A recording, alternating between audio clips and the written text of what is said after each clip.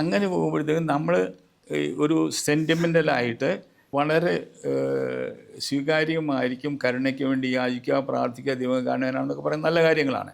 പക്ഷേ അത് ദൈവത്തിൻ്റെ പൂർണ്ണതയെ മറയ്ക്കുന്നു. ദൈവം കാരുണ്യവാനാണ് എന്നുള്ളത് ദൈവത്തിൻ്റെ പൂർണ്ണതയല്ല, ദൈവത്തിൻ്റെ ഒരു സ്വഭാവമാണത്. ദൈവത്തിൻ്റെ പൂർണ്ണത കൃപയാണ്. അപ്പം നാം പൗലോസ്ലീഹ പറയുന്നത്, നിങ്ങളിപ്പോഴും പാല് കുടിക്കുന്ന ശിശുക്കളാണോ?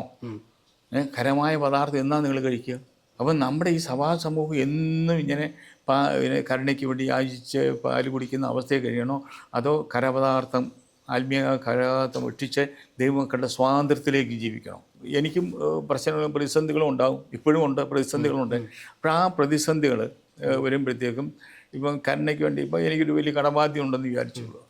കടബാധ്യം ഉണ്ടെങ്കിൽ എൻ്റെ കർത്താവ് എൻ്റെ കടം വീട്ടിൽ തരണമേ എന്ന് എനിക്ക് പ്രാർത്ഥിക്കാൻ പറ്റും, കരുണയ്ക്ക് വേണ്ടി യാചിക്കാൻ പറ്റും. ദൈവമക്കളുടെ സ്വാതന്ത്ര്യത്തിലേക്ക് വരുമ്പോൾ ഞാൻ എന്താ ചെയ്യുക? ആലങ്കാരികമായിട്ട് പറയുന്നതല്ല, സത്യവസന്ധമായി പറയുകയാണ്. ഇപ്പോഴത്തെ കടബാധ്യത ഓർത്ത് കർത്താവിനെ ഞാൻ സ്തുതിക്കുന്നു. ഈ കടബാധ്യതയെ ഓർത്ത് ഞാൻ സ്തുതിക്കുന്നു. കാരണം ഈ കടങ്ങളെല്ലാം നീ കുരിശിൽ ഏറ്റെടുത്തിട്ടുണ്ടാണ്. നിനക്കിതെല്ലാം വീട്ടാൻ സാധിക്കും. നിന്നെ ഞാൻ പ്രത്യാശ വയ്ക്കുന്നു. I praise you, I glorify for this എവൻജൽ.